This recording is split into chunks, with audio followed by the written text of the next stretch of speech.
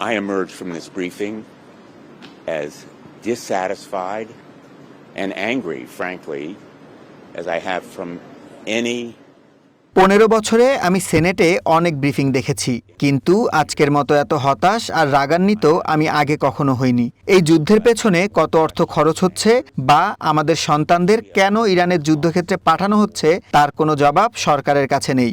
সবচেয়ে ভয়ের বিষয় হলো আমাদের শত্রু ইরানকে এখন রাশিয়া সরাসরি গোয়েন্দা তথ্য দিয়ে সাহায্য করছে, যা আমাদের সেনাদের জীবন চরম বিপদে ফেলে দিচ্ছে।